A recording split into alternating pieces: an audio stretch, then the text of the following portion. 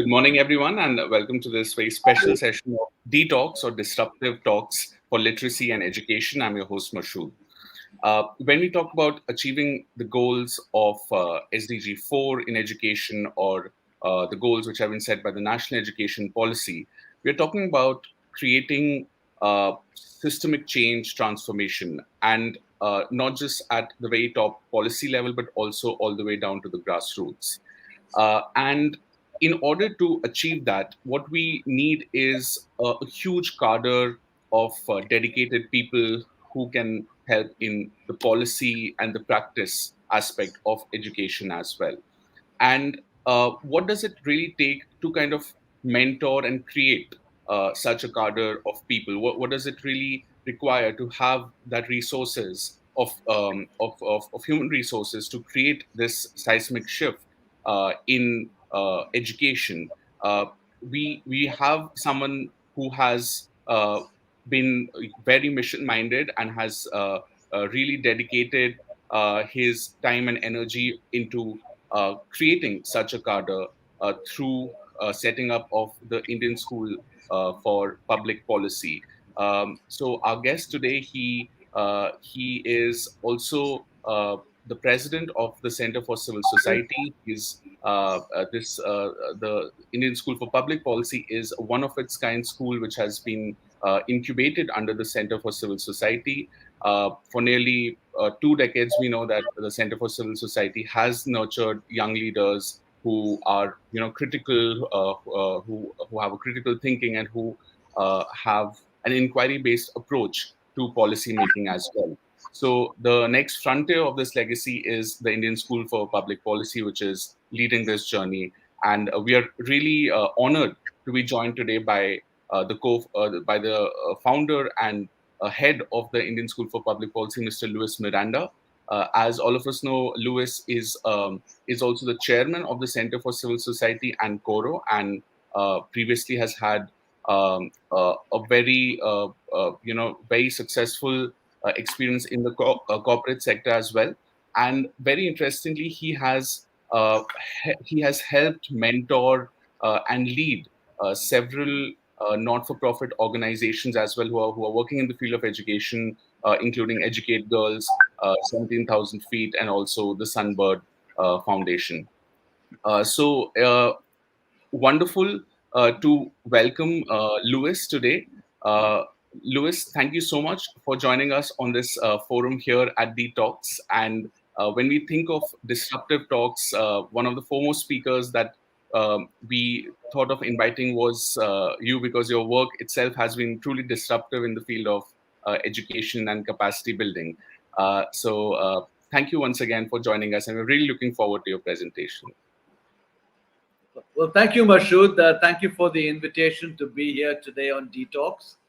And if you just bear with me, I'll put up the screen. I'm going to disappear for a little while I talk through the story of ISPP and what we try to create over here.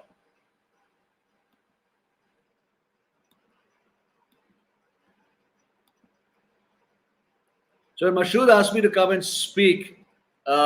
We said let's figure out what we want to talk about that we've done differently at ISPP, and it's about making change possible. And when I look back at the various organizations that I've been involved with, I've been involved with the corporate world, and I've seen how public policy has created those opportunities for me, and I'll talk a bit about that in a while. At the same time, also I've been involved with the nonprofit space, and I've seen the impact that they've had. And in both these cases, I've also worked closely with the government to create some of those opportunities and successes. And for example, I've just come back from Sikkim, and we just announced a partnership with the government of Sikkim and 17,000 Feet Foundation to bring education to the remote parts of the state, like what we've done in Ladakh. And more about that again later.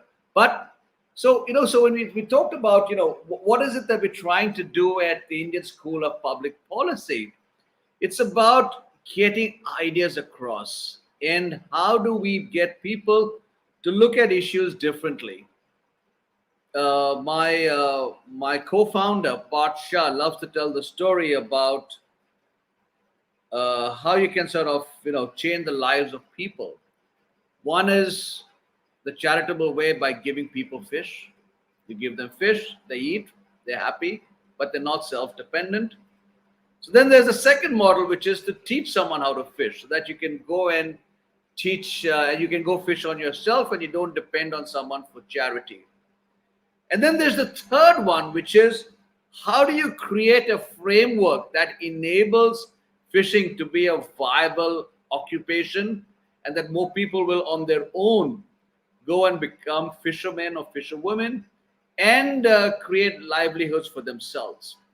And that's what we're trying to do at the Indian School of Public Policy. How do we create those frameworks in place that sort of citizens across the country will be able to go out and grab those opportunities? So the two reasons why we started the Indian School of Public Policy, one was to build state capacity, and the other one was to democratize public policy training. But let's go back into time. As Mashood said, the Center for Civil Society was started by Parth over 20 years ago. And when we talk to our alumni at our 20th anniversary as to what are the things that excited them the most or had the most impact, they talked about the work that we did at CCS Academy, where we talked about ideas, where we opened the minds of people. And we said, why don't we run this as a longer program instead of a 4-day or a 2-day or a 3-day program? Why don't we run it as a 1-year certificate program? And at that time, when we first talked about it, we weren't sure there'll be jobs available. So we put it on hold for a while. And then sometime in 2018, we realized that, the market's ready now for public policy professionals to come out. And so we launched the Indian School of Public Policy. I personally have been this huge beneficiary of changes in public policy over the years. I came back to India in 1989 after business school. And in 1991, the liberalization of the economy took place with P.V. Narasimha Rao, Manmohan Singh, and others. And I would not have imagined when I graduated from business school in 89 that 5 years later, I'd be starting a bank. So in 1994, we got together, and early in 1995, we launched HDFC Bank, which today, in 25 years, has become the largest bank in the country in terms of market capitalization. Something we didn't imagine which would happen way back in 94 when we got together. So that's been one big change in my life, thanks to a change in public policy that took place in 91, and then subsequently with the allowing of new private sector banks. And then similarly, in 1997, the government decided to set up an infrastructure finance company called IDFC to help finance infrastructure projects in India. In 2002, again, the finance minister in the budget, Yashwant Sinha, announced the setting up of an infrastructure equity fund. And again, through a series of accidents, I got involved in it, and I started IDFC Private Equity. Another example of how public policy changed my life. And I'm a firm believer that the best way to get people out of poverty is through economic development. So while things look terrible at times, a lot of this sort of comes into play. So let's come back to what's on the top: build state capacity.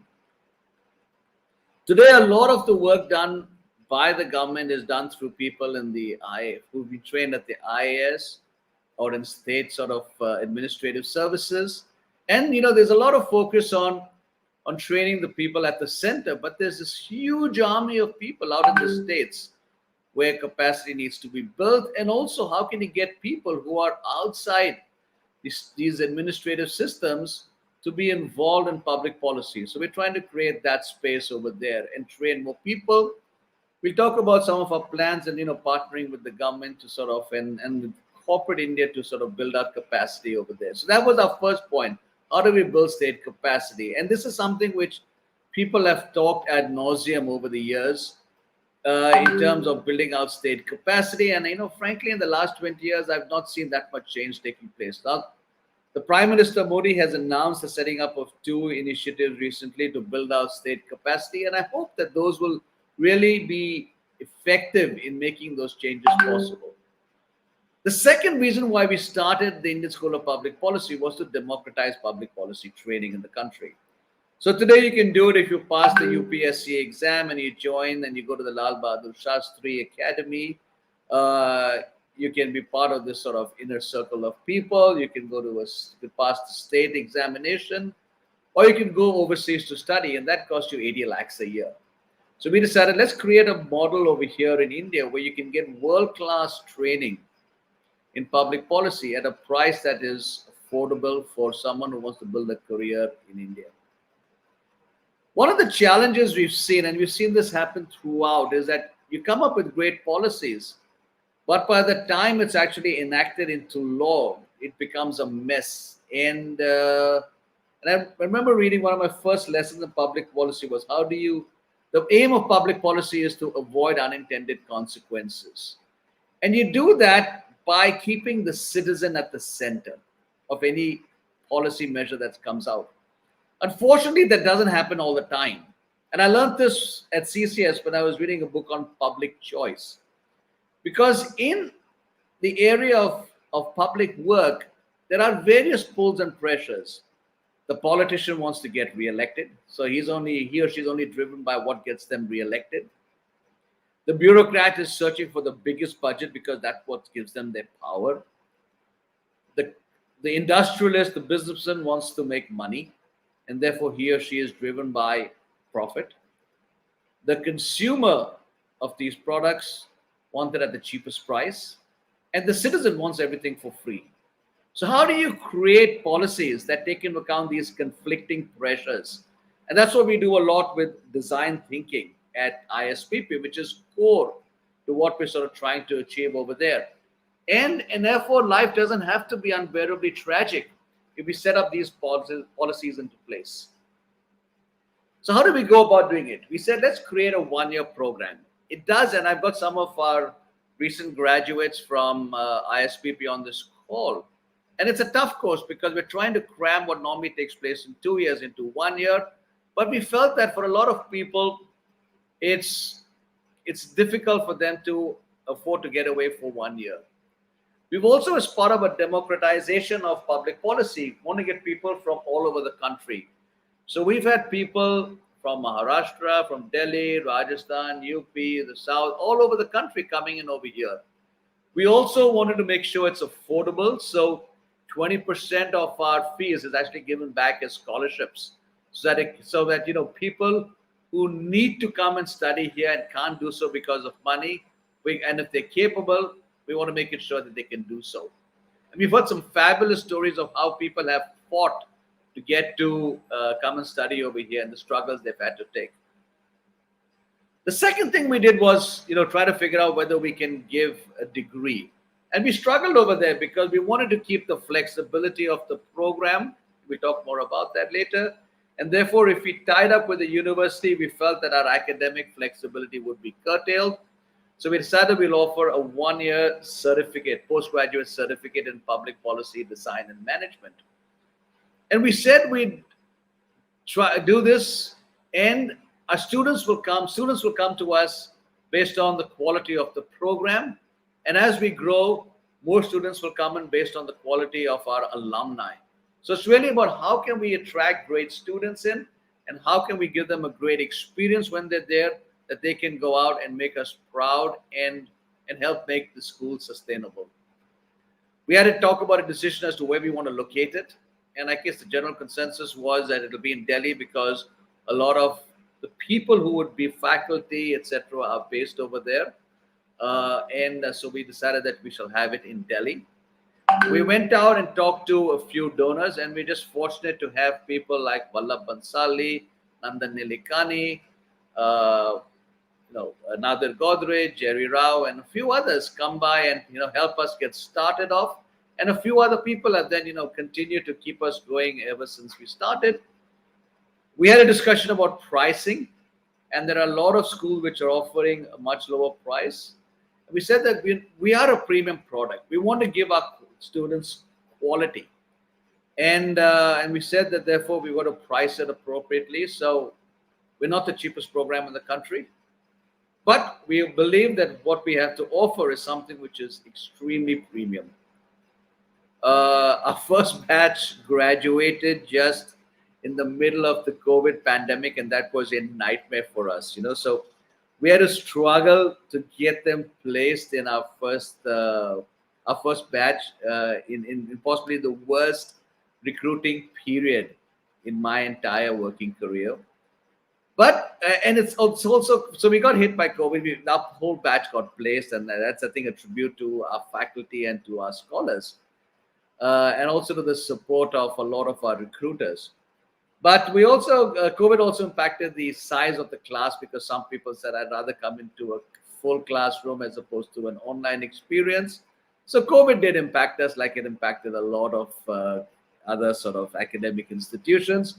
Hopefully, we're behind this, and actually, 3 days from now, we reopen our campus after 18 months. So we're looking forward to being on campus again on October 4th. When we started off, we said, let's make sure that we create something which we're all proud about.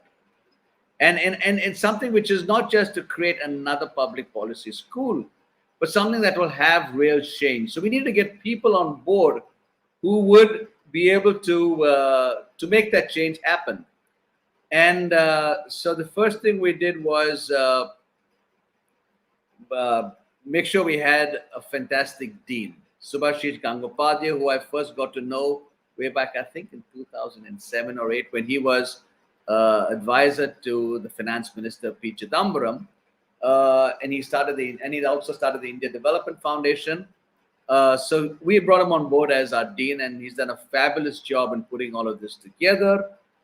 We decided that we needed to form an academic advisory council. So Parth and I went down to Pune, and we met up with Vijay Kelkar, who used to be the finance secretary of India, and also the chairman of the Finance Commission, a fabulous gentleman, my mentor and guide and strong critic over the years. And he agreed to chair our academic advisory council, and he said we need to get someone strong to be the vice chair, and Shekhar Shah kindly consented to do so. So with that sort of top leadership in place, we went out. And I'm just amazed at the faculty that Subhashish and gang have been able to bring together. It includes some of the stalwarts we've seen in public policy in the country, people like Pranab Sen, N.C. Saxena, Sanjay Baru, and younger people like Karan Arora, who teaches understanding behavior, Yogan Goel, who teaches ethics. So we brought together a mix of people who I think are fabulous. And it makes me sometimes jealous that I can't have that experience as a student. The second thing was our academic advisory council, and we brought people from all over the world, people from Tufts at Fletcher, the Chicago Harris School, Oxford, Lee Kuan Yew, etc., as well as the TIS School of Public Policy, Asim, who's the dean over there.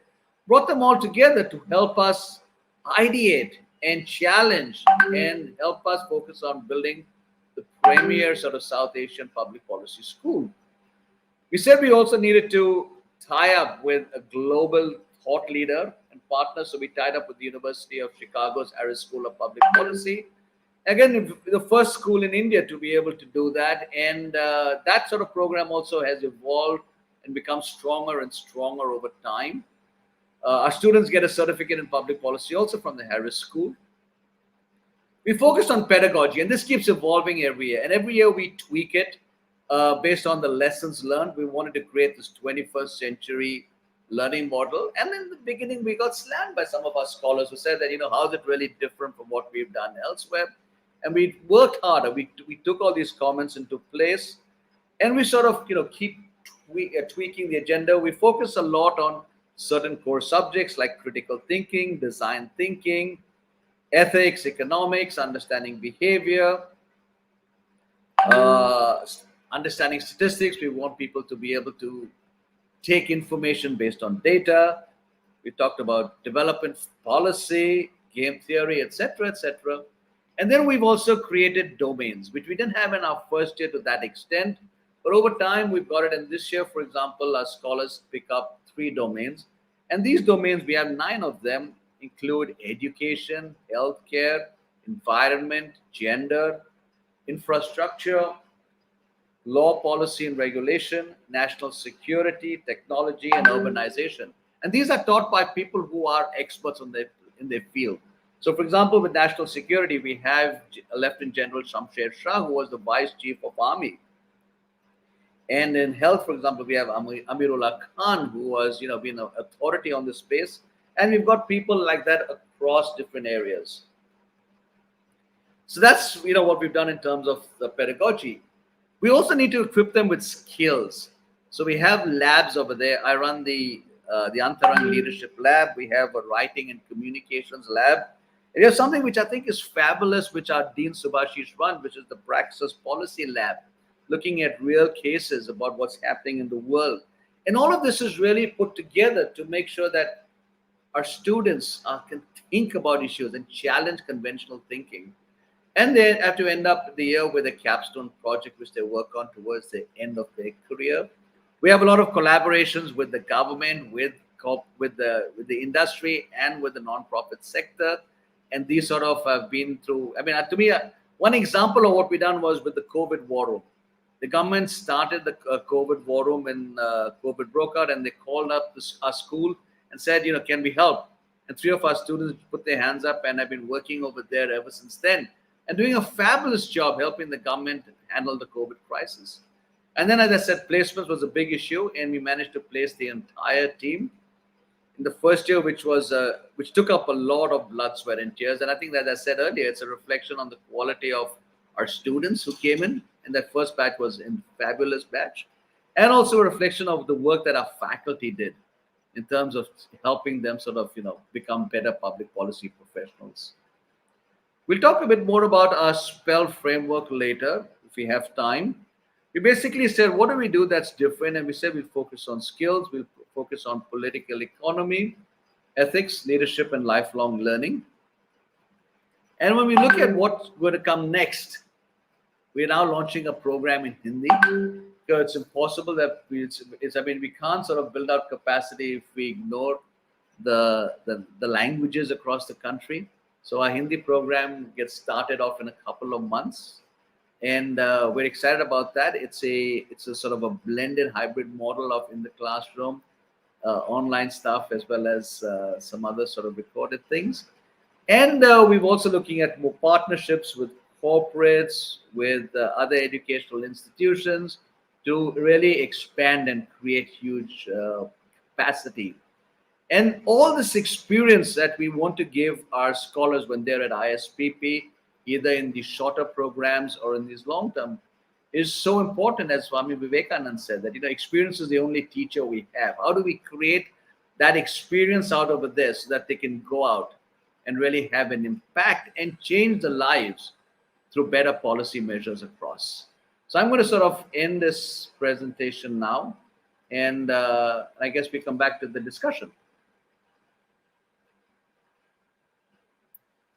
Thank you, Lewis, for taking us through the story and the vision of the Indian School for Public Policy. And it's truly refreshing to see how young people are being part of this movement for looking at public policy in a different way. And like you said, that we have a lot of good policies on paper, but when it translation to the ground, that is where a lot of focus has to be, and the ISPP is kind of looking at how to make that policy centered at the last mile. One point which you talked about was looking at how this trinity of Samaj, Sarkar, and Bazaar, right? They with each other, and there's like pressures which form in that often dictates policy. So here, I mean, when we talk about any kind of new governance mechanism to be introduced, right? When any that talks about a new governance system, right? Uh, in education, we have a lot of pilots, right? So we build evidence and then we convince for a larger scale intervention. How does this happen with respect to new governance uh, inputs? New advice for governance. How can we create that evidence? Because there's so much political pressure involved as well. You raised a great point, Mashood, about political pressure. How do you create stuff? And I keep talking about what's very important is trust.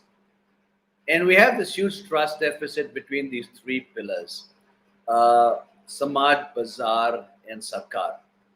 And being able to have communication, I think communication is, I think the first thing is a great lesson. And I learned this story very strongly with a friend of mine who was involved with the peace talks between Greece and trying to say Macedonia. And Macedonia was part of Yugoslavia, and for years, when Yugoslavia split about, the Macedonians decided to create their own country. And he told me that we've been having peace talks for 20 years. And I said, that's a ridiculously long time to have peace talks, and what a waste of energy. And he said, Lewis, have you heard about any trouble that's happened in this part of the world for 20 years? And I said, no. He said, isn't that success? So suddenly it's something we just take for granted as sort of not happening because we're just talking. It actually resulted in an actual, and then about 2-3 years ago they finally reached a conclusion and that got settled. So communication is big. But I look back at something which I was involved myself starting at IDFC Private Equity, where back in 2002 the finance minister had announced the setting up of an infrastructure equity fund, and it was left into IDFC to create the structure for that. And before I came on, which was a few months later, the team had already come up with a structure, which in my view didn't make sense. It didn't make sense for the market. It didn't make sense for IDFC. It didn't make sense for the investors or for the team. And so when I made changes, I went to the Ministry of Finance, and a young Joint Secretary, Vinod Rai, I was introduced to, and he said, Mr. Miranda, I don't agree with any of the changes you've made. And I said, will you give me a chance to explain them to you? And he said, sure. So I went across to his office that evening, and I thought I'd be a half hour sort of session with him. I ended up spending 2 hours. And at the end of it, he said, Lewis, I understand what you're trying to do, and I'll support this. So, to me, it's just about being honest. There's no self agenda. I was only concerned about how do we improve the quality of infrastructure in the country. And we set up and built out that time India's largest fund for infrastructure together with the government. So it's really these partnerships that are so important, and communication, trust is very important. We need to focus on why things work, how they work, and how you can design something to make it sustainable. Because the other challenge, which I've been having a lot of talk, that's one of my pet peeves these days, is the fact that India is like the graveyard for pilots. We've got enough pilots to show that everything works here. But when you design a pilot, you get the best people involved, and they'll have the best resources. Everyone is focusing on making that pilot a success. And then when you try to scale it up with the rest of the organization, it's a disaster, because you don't have the best people now running it. You have a lot of other people who may not be the best. So we got to figure out, how do we work and create these sort of policy changes and initiatives that become sustainable and outlive the work of the people who founded it and become institutionalized. Right.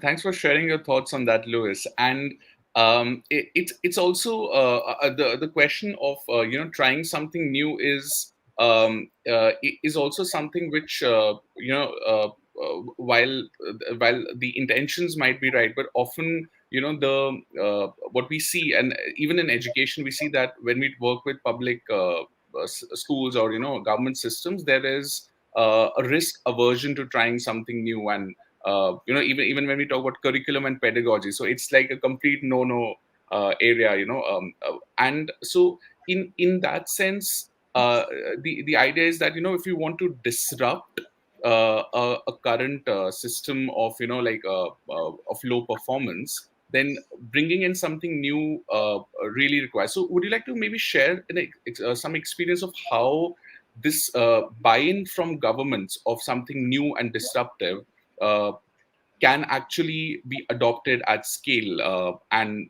maybe if you like to share some success story on what factors led to this buy-in from government for systemic change. Uh, Take, for example, something that take the new education policy. Maybe we look at some parts of that. So, there are changes being proposed over there, but over time, there's been a lot of ideas come out. And the challenge is that those ideas come out, and then there are vested interests who sort of dilute them. And then by the time it comes out into policy, it's trashed and, and become insipid because, you try to please everybody. One of the things that we tried to do at CCS, for example, is to split up the roles of people. At the moment, if you have the education department, it's also the one who runs the schools, it's also the one who finances the school, it's also the one who regulates the schools. And there's a conflict, therefore. So we've been arguing at CCS how you need to segregate the roles between the administrator of schools, between the financier of schools, and the regulator of schools. And the new education policy has accepted this. It's taken us a long time, and a lot of other people also pushing this idea through. And it's come through. Now, to see how this will get translated over there is to be seen. One of the big successes the government has had has been the midday meal. When I think Tamil Nadu was the first one who initiated it, people said, what a silly idea it was. But it's been fabulous in getting kids into the classroom. And it's also been fabulous in making sure that they get proper nutrition. Of course, you'll see the stray reports about how kids have unfortunately died or they've had bad quality food. And I've eaten midday meals across the country. And so far, I've sort of not had an upset stomach. But of course, there will be misuses of the system. But we tend to focus a lot on those tragic cases and not about the fact that for millions of students, they've been going to school regularly and getting proper nutrition for that. Now we take that thing of, okay, now we've been able to get them into the classroom. How can we make sure that when they're in the classroom, they get a great experience? So that's the sort of an example of how we can work it out. Or you look, for example, at the airport privatization. It was called a more politically palatable word called restructuring of the civil aviation something. So we took part in the bidding for the airport privatization of Delhi and Mumbai airports, together with a consortium with GMR and Fraport. And when you look at it, we built out an airport in Delhi, which is frankly, fabulous compared to the quality of airports we have. The way business has grown, the civil aviation space has grown. Obviously, we got hit by COVID, but it's been phenomenal, that experience. And for the first time ever, India was able to have world-class airports together with the other ones in Mumbai and Hyderabad and Bangalore. And it's a great experience to fly through it. So that's the examples of how one can actually see change happening through initiatives of the government and supported by the other arms of civil society and industry. Thank you, Lewis, for sharing your thoughts on that. Another very interesting point which you mentioned was the spell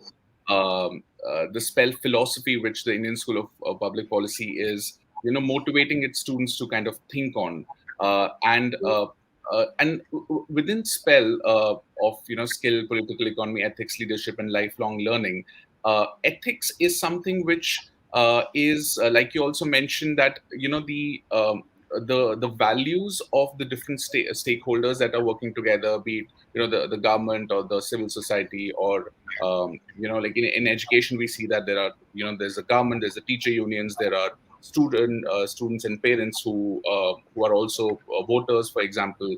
So in such competing a system of competing values and competing priorities, what is ethics? How are the students of ISPP motivated to think about ethics? And if you could share some more examples on the spell principles. Sure, thank you. I mean, ethics is clear, and the worrying point about ethics is that when I was in business school in '89, so this is going back 30 odd years, then dating myself. ethics became a hot topic on campus. And because there were a lot of excesses in the private sector, a lot of sort of corporate greed and things like that, and people said we need to discuss ethics more. And a year ago, I was on another sort of advisory board discussion at the University of Chicago, and we were discussing ethics. And people were saying it's so good that this is now being, which is being discussed in great deal. And I said, I'm not that enthusiastic. I don't share that same optimism because it's the same discussion we had 30 years ago. And if we're discussing the same topic for 30 years, we've clearly not been able to make this mainstream. And that's a challenge. Ethics is not something that can be taught in a classroom. This is what ethics is, and you turn the switch off, and now you go back to your regular world. So what we do at ISPP, and a lot of other schools also do this, is that we try to make it a part of every course. In every course being taught, whether it's design thinking or critical thinking or economics or that, how is ethics part of that? How do you sort of make it into your DNA so that when you see something that's going wrong, you put your hand up and say, this doesn't make sense. This I disagree with. So it's important not just to have it as we do have it as a separate class, and Goel teaches that very well. But we also make people understand that as you look at it in your capstone project, in the sort of other courses that you do, how do you look at the ethical aspects of the decisions and the actions taken by you or the ideas that you are pushing forward or what people have done in the past? That's the E part of SPELL. The first part is really skills. The faculty and the curriculum is focused on giving our scholars the skills that they would need to be good policy professionals. So I mentioned about some of the classes that we've done, and that's something which we sort of talk about more. And as we didn't have it so much in our first batch, the domains, we now developed that even more. We have 9 domains. And this way, they become experts in more detail in certain sort of specific areas so that they have the skills. The second is political economy.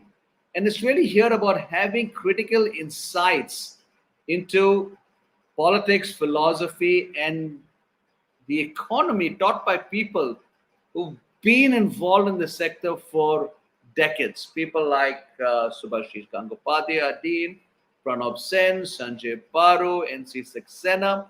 And they're bringing in perspectives which, frankly, I'm jealous that I didn't get to go to understand when I was a student.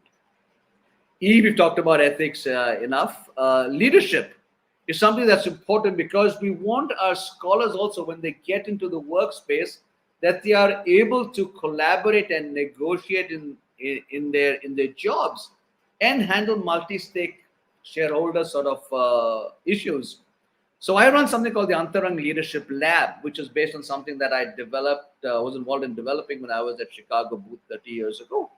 And the Antarang Leadership Lab is really a series of workshops where we talk about issues like communication skills, how to make effective presentations, how to work in groups, how to work in cross-cultural situations, how to build networks, etc. And then we also break them up into squads where they work in collaboration with each other. And finally, we have each of them attached to a mentor to help them in their journey. And this is somewhere that we help them with their skills. We also have on the leadership development. And then there's lifelong learning, where we want to engage with our alumni and get them that quest for learning. Over the last 10 years, this whole burst of online learning has made it so interesting for people like me just to have access to resources like on Coursera, etc., and just expand my knowledge. And how do we create that quest for lifelong learning with our scholars so that when they go out, they're continuously learning throughout their life? How can we bring them back into campus? These are things that we're working on. That's our SPELL framework.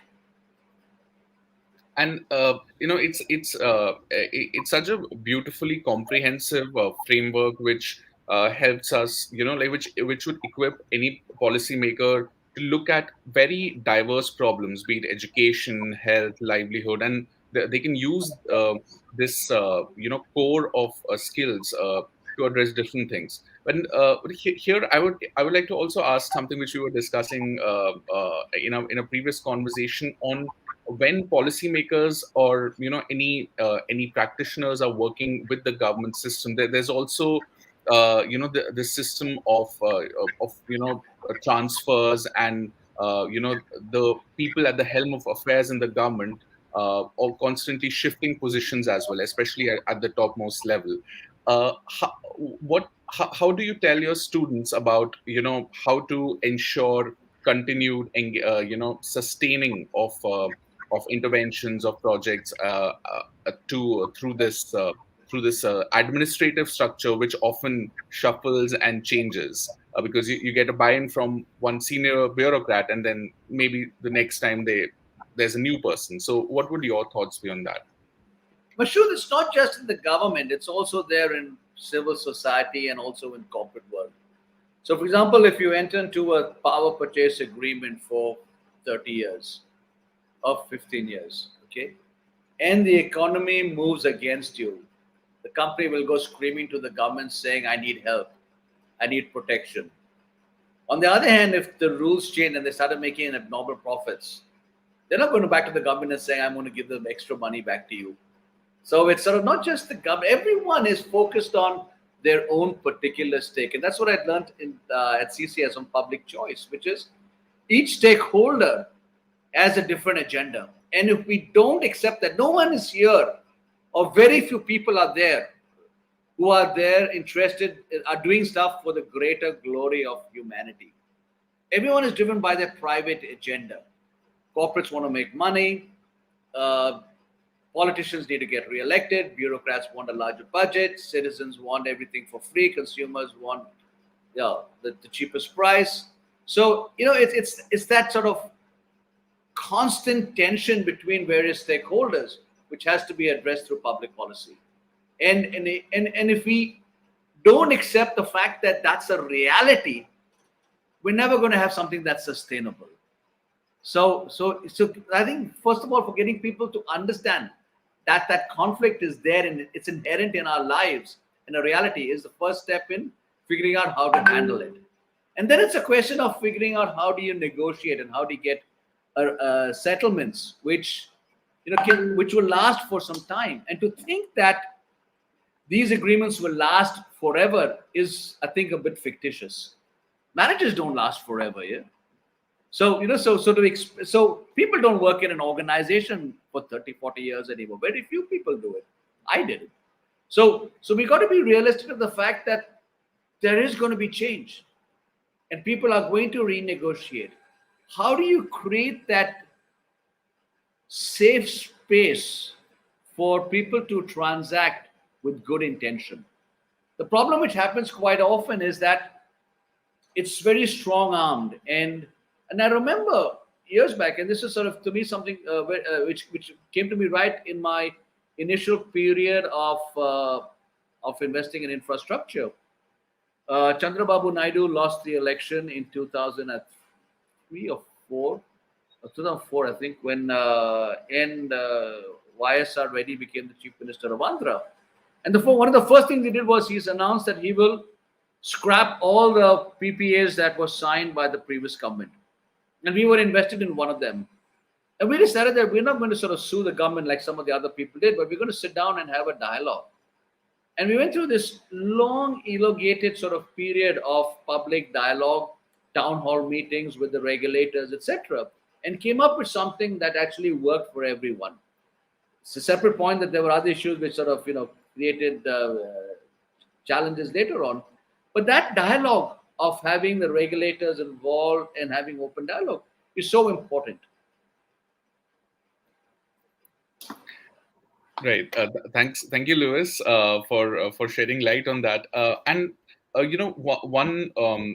One point which kind of stands out in the story of ISPP is what you mentioned about democratizing public policy, making public policy education accessible to as many people as possible, and one aspect about public policy is also to kind of also democratize the voices and the aspirations of the common people as well. or those who have been kind of left out of the public policy process. And when we are training policy makers, future policy makers, um, what would your advice be, or what would your advice be to with regards to training them, so that they are able to bring in the voices and the aspirations of those people at the margins into mainstream policy making process? I think it's really getting exposure to the fact that best policies are not necessarily written by the fancy educated people sitting in Delhi on Rasina Hill. Actually, it's really people who are out in the field.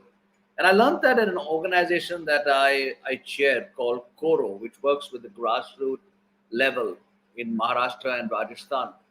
And it's all over there about how do you take into account the voice of the community to be able to have to change the lives of people and not be top down, but opposed to voices coming from below. And similarly at CCS, it's how do you take into account the voice of the individual to be able to sort of make effective policies. So on one side, it's really just making people aware that you may be intellectually very smart, but you will create an intellectual uh, framework which may not be practically possible to implement because it does not accepted by people. Take, for example, farm laws. I think it's fabulous what the farm law which was suggested. I think we're going to revolutionize the role of small farmers in the country. The challenge was the way it was possibly done and executed, but the laws per se were very important changes that were long overdue over here. I don't want to get into a discussion or a debate about farm laws and good, etc. But it's that example of how can you take what's a great initiative and make sure it gets implemented and not stuck in agitations and in courts, etc., which therefore make it a non-starter. It'll be a shame, for example, if those farm laws get put into cold storage. It's so required to help the lives of both small farmers and large farmers. Right.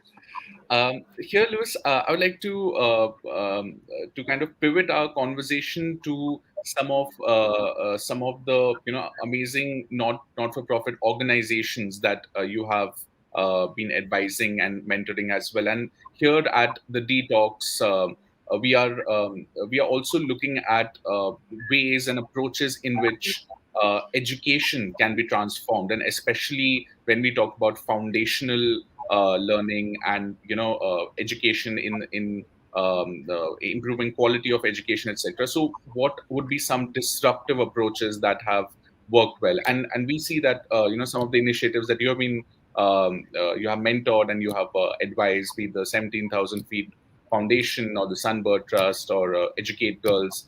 I mean, they've been doing some amazing work in education. So, would you like to share a bit more about how they are approaching and what specific successes and learnings have been from these initiatives? Thanks, Mashood. And both all these three organizations have done some fabulous work. And I'm not an educationist, so I shouldn't be sort of. I'll just tell you a bit about what they're doing. But for future detox, it'll be great to have those people from these organizations come over here and talk about more of the work. But let's look at each of these, and they're all doing stuff in different spheres with different approaches, and at sometimes in conflict with one organization may be looking at an approach that's different from what the other one is doing. But they're all having an impact at scale and at low cost. Let's look at 17,000 feet just because yesterday, okay, so let me tell you a bit about 17,000 feet foundation. It really was set up as a way to improve the quality of lives of people who live in frontier border villages in remote parts of Ladakh. We got to know them in 2012. In 2013, we spent a long 3 weeks holiday as a volunteerist in Ladakh with 17,000 feet foundation, and we spent a week on the Pakistan line of control with some amazing people who till 1971 were part of Pakistan, and then when the war ended, they found themselves part of India.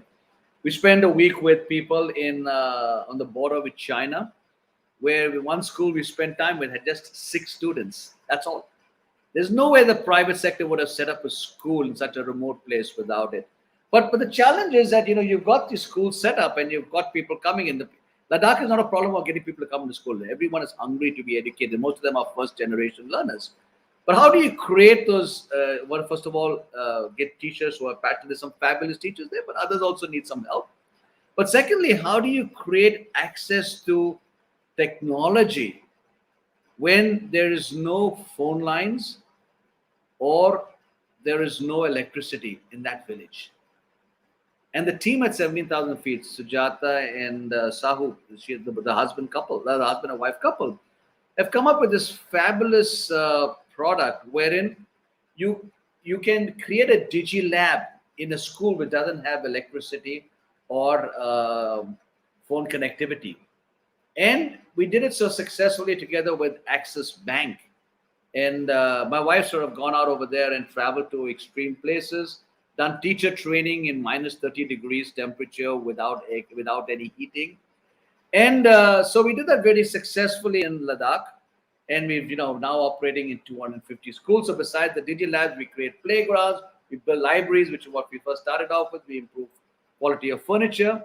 And then the government of Sikkim invited us, saying, we'd like you to come to Sikkim and replicate what you did in Ladakh in Sikkim.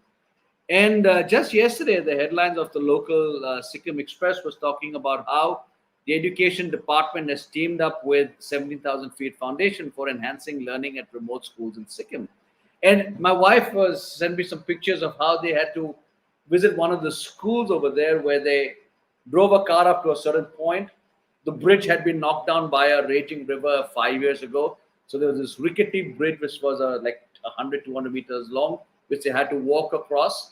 Then on the other side, there was another car to pick them up. And then they drove up to a certain place and then they walked for 2 hours to get to a particular school. So that sort of, access, people ask us, why do you guys spend some time in these remote places? Because frankly, nobody cares. These are the invisibles.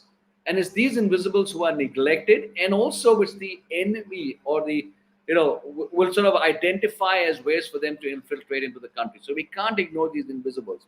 Similarly, Sunbird Trust, set up by a classmate of mine from school, Chris Rego. He was in the army. And then when he retired from the army, he set this up. And we work in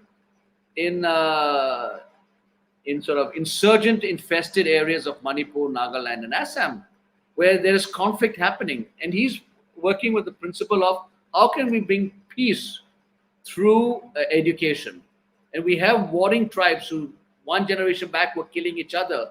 The kids are now studying together. And then we come to educate girls, where we've been able to scale up the model that we did in Rajasthan, and now we're in Madhya Pradesh and Uttar Pradesh. And again, how do we do it in a cost-effective way? By using artificial intelligence and machine learning. We've identified that instead of spreading ourselves out across, we can focus on the data that's available and figure out by being more concentrated in certain pockets, we're able to have higher return on capital by sort of being more focused on the work we do. And again, trying to sort of, improve the quality of schools. In Ladakh, with 70,000 Feet Foundation and with Educate Girls, we work with government schools.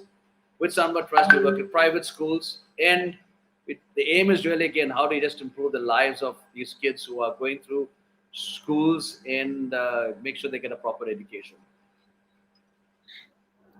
Thank you, Lewis, for sharing the stories of these wonderful organizations, and we would absolutely love to have leaders from these organizations to share their ideas for change on the detox as well.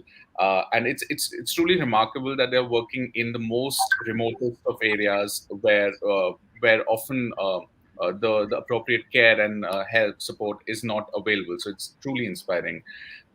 Here, I would like to also now invite Dr. Sunita Gandhi. She is the convener here at the dtalks, and we would invite some comments and questions from Sunita on Lewis's presentation and ideas. Lewis, you're covering the whole gamut, aren't you? From bottom up to top down, and policy, and and being at the ground zero level and 17,000 feet above. So I think you're covering a lot of ground with your presentation today, and obviously you're leveraging yourself in a wide variety of ways. One of the strategic things you're doing is that ISPP, and really generating a new set of leaders who in turn will probably bring about a big amount of change because of the way in which it's being done. So I think it's all very strategic as well. um, I really absolutely loved it. The question that we have, Mashood and I, typically for ourselves really, and would love to have your thoughts on it. That is that we have a big problem at hand. We are focused on literacy, because this is, Disruptive talks about literacy. And literacy encompasses everything, including the training you do. Policy is very critical in literacy. Um, but the need is ever so great, and especially with the COVID, is accentuated so much. The policy remains more or less largely the same, let's say, for a minute, or even if it has good intentions, they don't always translate into on the ground reality. Now, how do we fill that great gap that is there? Everybody's doing their bit, everybody's working hard, sincerely, but don't we need something more disruptive to make this possible? Where do we go? How do we begin? How do we liaise with people, network with people, and how do we, small group of people, as Margaret Mead said, can bring about revolutionary change? How do we do that? Sunita, that's a fabulous question, and I think the main thing is, how do you just reduce the shackles which hold our sector together? To set up a school requires so many approvals. Why do we need that? Just let people set up schools freely. And it's interesting that in Mumbai, in Maharashtra, there were a lot of management schools that were set up, and a lot of them shut down after some years. And people looked at it and said, "See, it's shown that private sector education is failing." I said, "No, that shows it's successful. Because if you've got a bad school, a bad product, the market says, shut you down. I'm not going to send my kid to study over there." How many government schools get shut down that way? We just carry on with it. So I think the first thing is to enable people to set up schools freely, not create barriers to entry. We've sort of made it difficult, and that's what's created. Like, for example, you have these IITs and IIMs, fabulous institutions. You need to have 100 of them, not 5 or 6, and just let them struggle. Now, one of the challenges people will have is where do you get the faculty? So that's a huge problem again. And that's where technology comes into play. I'm not saying that technology is the answer, but in the short term, it is the only way we'll be able to get for people to have access to good faculty, because faculty is a challenge. There is a shortage of that also. But letting people come up, and that's the importance, therefore, of a think tank and a public policy school, really to answer those questions. That, it's easy, for example, for people to go and give money to, okay, I'm going to give money to X, Y, Z, because I'm going to educate the kid, I'm going to give them a midday meal, and we sort of feel very good that we've helped them. But what does a think tank do? What does a public policy school do? It's really asking the question, why is that education policy still a problem today? Why are we having kids who are going to school not getting educated yet? And those are the questions which we ask and say, how can we change the framework? So as the example I gave about fishing, you can either give people fish, you can teach them how to fish, or how can you create a framework where people automatically go and fish because it makes sense? Similarly here, how can we create a framework which over here, which people just set up schools and do it? Do I have the correct prescription as to what is the right way to do education? No, I don't. Which is why we work with different organizations. But if we just make the ease of education, if we improve that, that'll have a huge change in people. Remove the shackles which hold people back here. We're very concerned about control. Let go of the control and penalize people who do it badly. And the market will allow that. If you've got a bad school, you'll be shut down. Yeah, that's absolutely bang on, because you need to create. There's a huge supply and demand mismatch. There's a huge need out there, and the supply side is very limited. There are few players, and they're not necessarily all very good. That's because the market forces are not at play. So you're totally right, of course, saying that there should be more market dynamics at work. uh, and they perhaps should be also more experimental approach, as you're saying, so people can go and do their thing, and then market will determine whether it survives or it doesn't. More entrepreneurship, more entrepreneurial efforts, more daring, more ease of doing business, which allows people to go and mushroom and create at the micro level of the village economy, as well as at the big state and national levels. So I so agree with you. I'm really still perplexed in my mind as to how one would influence the policymaker here in particular. So we've got Nippon Bharat, we've got the new education policy. All these are like fantastic new efforts. But the reality on the ground is the teacher in the classroom. Now, that teacher could not teach uh, before the COVID, and we have X% of children who are not learning at the grade level, um, as per ASA report and so many reports. And I know that a lot of work has been done by Center for Civil Society on budget private schools, and the budget private schools can be anything from 100 rupees to 5,000 rupees, because they still don't manage to necessarily create enough margins for themselves, and they're providing services, they're paying their teachers well, and so forth. Still, there is that sense that even with that same teacher, how can you expect that that teacher will become, with Nippon Bharat, a completely transformed teacher, because we've said so, because we've asked so, because we've informed them so, right? So that's, and then there's training. So training, a lot of good training is out there, that comes and goes. We've had teachers trained in the best of schools, like the one run by my family in Lucknow, and we find that teacher training has a very short life. So it doesn't stick, because we are not addressing the core necessarily of the belief system that a teacher adheres to.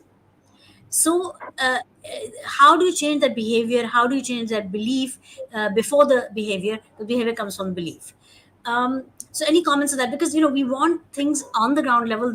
There's millions of teachers out there who can actually, who are the rubber that hits the road, who are the linchpin, who are the people who are going to make the difference. The policy is right now.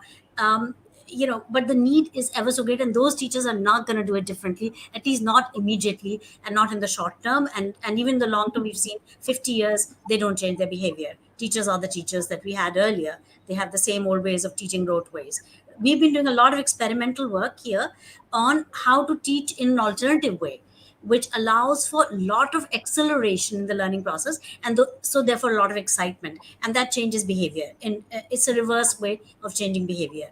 So any comments on all that? Sure, I think Sunita, maybe one else has to look at China.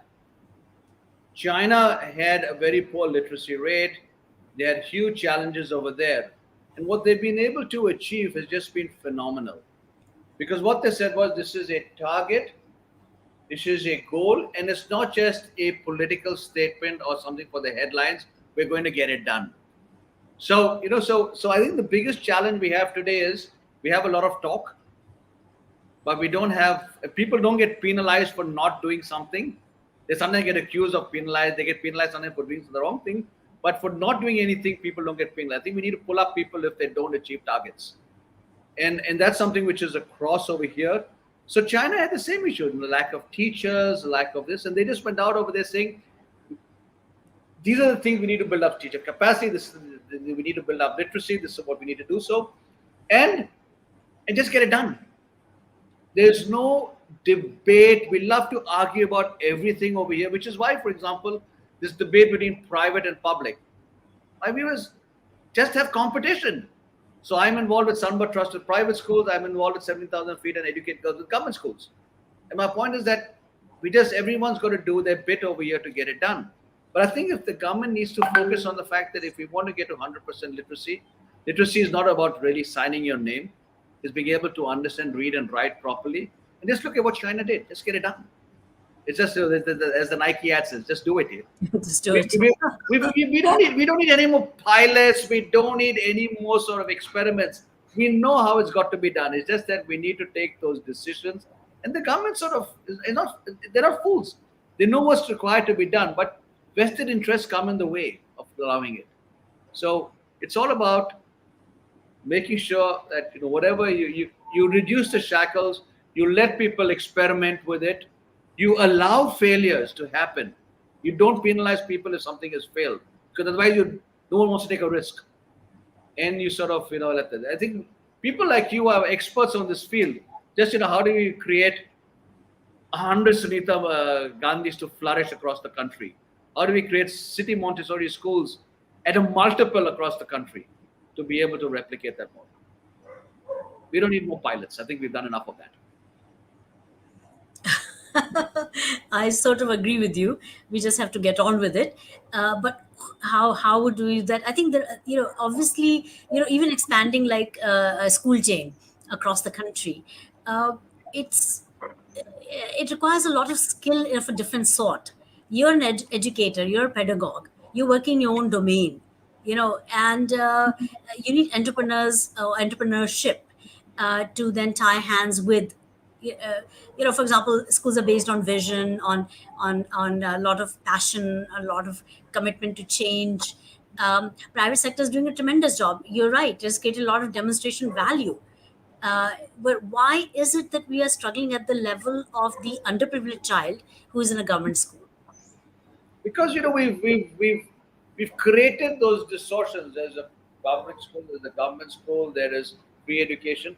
Just focus on making sure that kids in that school get educated. And the school is told that if the kids, whether it's a private or a public school, if you don't achieve certain educational targets in terms of the results your students have, we shut you down. So suddenly the teacher knows and the headmaster knows that she's going to be shut down if you don't have certain sort of results. And you'll make sure that your students will get through the exam.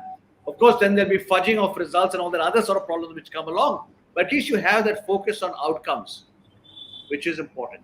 So it's focusing on those outcomes over there, which is so important as opposed to the inputs. It's like, the old education policy talked about you set up a building to have a school, you have a building, you have a library, you have a midday meal, you build a fence around it, you have a playground, and boom, students get educated. No, that's only the infrastructure, that's only the inputs. What about the actual outcome? People never talked about it before. The first state which actually I think had some weightage on our education outcome was in Gujarat. And so it's really how do you focus that change on outcomes as opposed to inputs. Building a building doesn't create great students. It's just a facilitator. It's that sort of hard work inside there. And educationists like you guys know more about this than I, so I shouldn't be trying to give you guys tips on how to improve that. I'm concerned about the framework that gets set up to allow 1,000 Sunita Gandhis to sort of flourish over here. That's what I think we need like 1 billion Sunita Gandhis or equivalent if there is such a thing. The question is, how do we impact so that others get inspired? There's a lot of I think a lot of things we have to think in a very dramatically different way. And this is definitely true that if you focus on outcomes, then we create the circumstance. You're also saying that go ahead and create consequence and any kind of action which is punitive. So yeah, I mean these are policymakers' dilemmas, and in typical schools that private schools that we are privy to, we say that look, I mean obviously carrot and stick approach doesn't really work. In a teachers will just leave and go away. And they'll say, look, heck with you. I would rather earn half than be told off or given such. But then children are at stake. Children need that education, so they're there for that. So there has to be some measure of punitive measure. But how do you do it? What do you do? I mean, obviously, we are talking about so many things that require one more time introspection, if nothing else. Sure. Yeah. Right. Thank you, Sunita ji, for your comments and for questions as well. I think what Lewis has come and really helped open the horizons of our thoughts in terms of the enabling structures and the mechanisms which can really help change makers, practitioners, policy makers, policy advisors to really come together and necessitate and kind of create a positive, sustainable change. Lewis, we're very grateful to you for joining us today here on this forum, for sharing your vision of change. How the Indian School of Public Policy is sharing your vision of change. How the Indian School of Public Yes, sorry.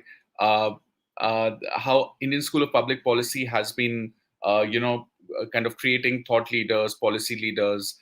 It's truly amazing, and like how the democratization of policy making, the future of it is very bright, thanks to some of the visions and efforts that you and your team are making. So, thank you once again, Lewis, for joining us, for giving us your time here on the Detox Forum, and we wish you the very best as well with your initiatives and efforts as well. Thank you.